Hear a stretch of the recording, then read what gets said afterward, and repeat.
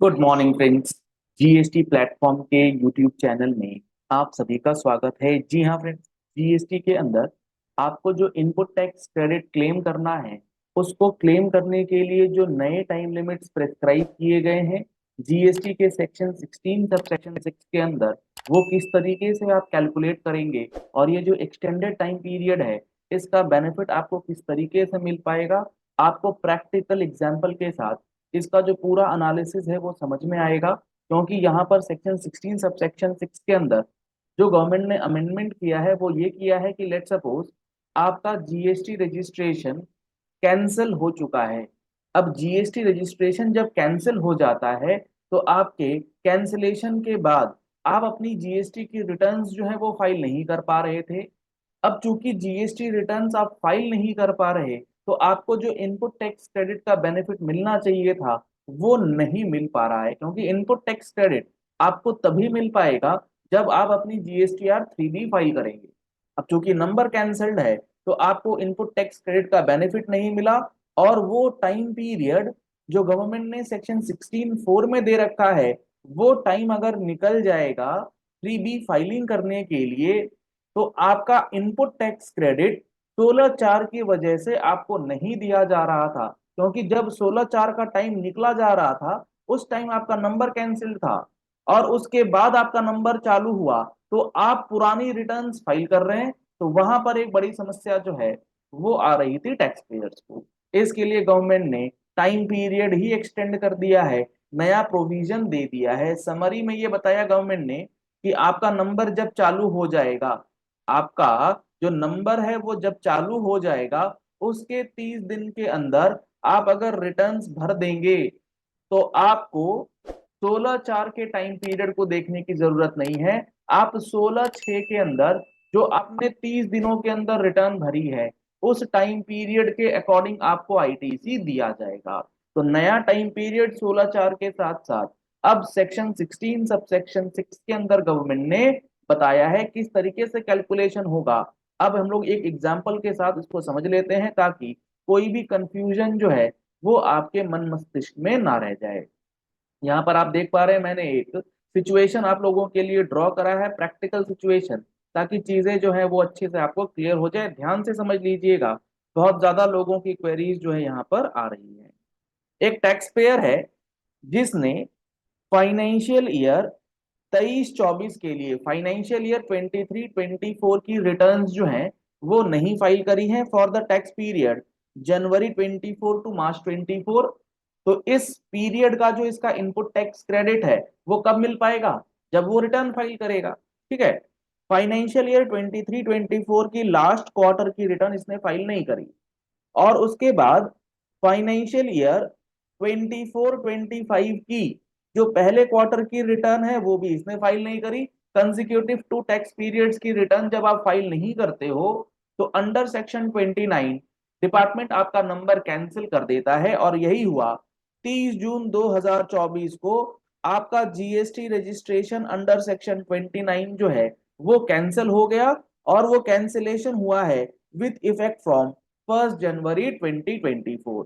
Order आया cancellation का 30 जून को, और कैंसिलेशन किया गया है 1 जनवरी 2024 से। बैक डेटेड कैंसिलेशन ये अलाउड है अंडर सेक्शन 29(2), जो वहां पर डिफॉल्ट्स दिए गए।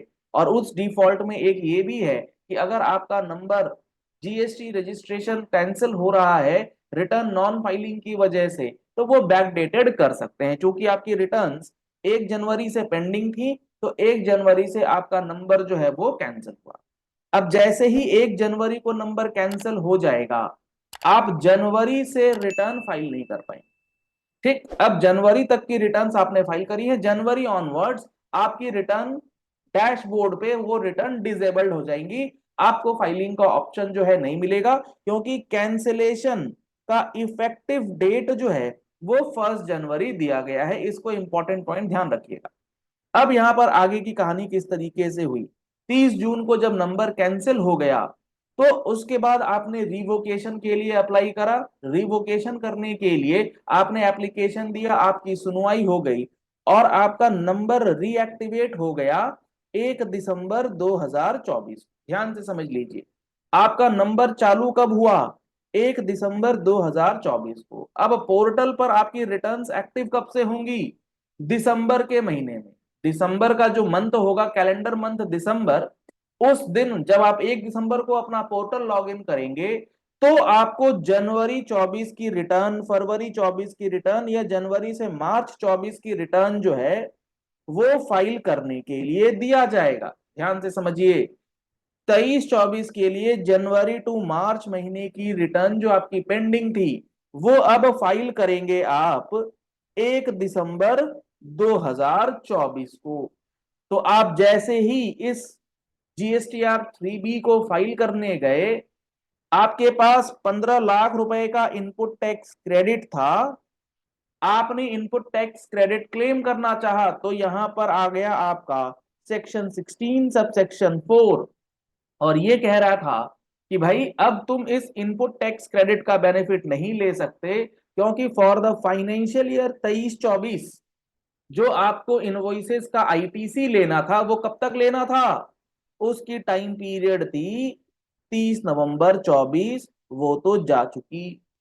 आपको ये रिटर्न 30 नवंबर 24 से पहले फाइल करनी थी, आप कर रहे हो 1 दिसंबर को या उसके बाद। तो आप कहते हो गवर्नमेंट से कि इसमें हमारी क्या गलती थी, हमारा तो नंबर ही कैंसिल था, हमारा तो पोर्टल ही नहीं दिखा रहा था रिटर्न, तो फाइल करते तो करते कैसे?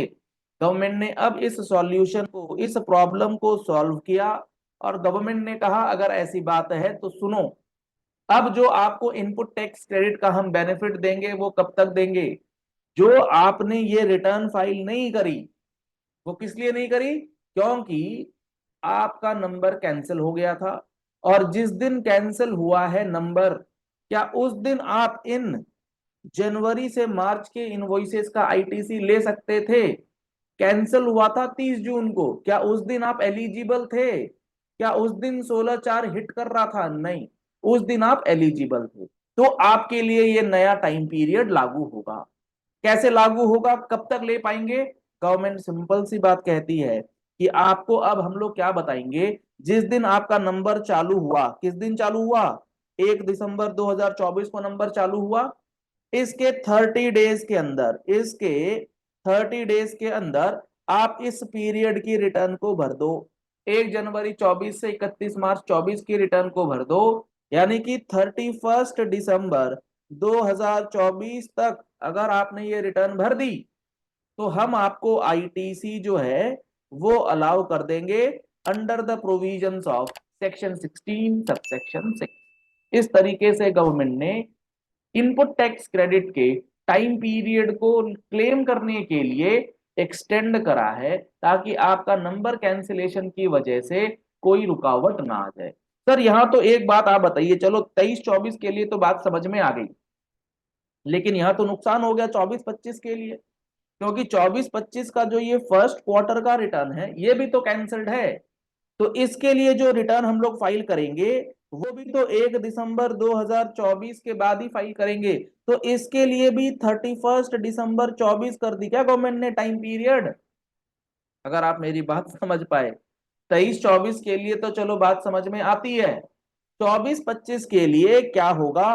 क्या इसके लिए भी जो एक्चुअली जो एज पर सेक्शन 16(4) ले सकता था 30 नवंबर 2025 तक, क्या उसके लिए भी 31 दिसंबर 24 हो जाएगी? अरे इतना कोई पागल थोड़ी होता है।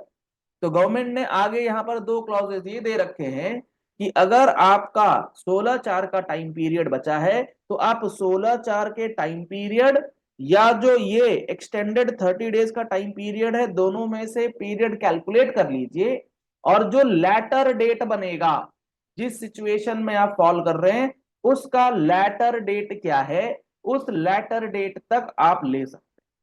तो यहां पर 24-25 के लिए लेटर डेट बन के आ जाएगा 30 नवंबर 25, तो आप 30 नवंबर तक लेने के लिए एलिजिबल हैं, इसमें भी कोई दिक्कत नहीं है। तो गवर्नमेंट ने सारी सिचुएशंस को टेक केयर करते हुए एक बहुत ही शानदार सा प्रोविजन जो है वो जीएसटी के अंदर सेक्शन 16 में आप लोगों के लिए दे दिया है।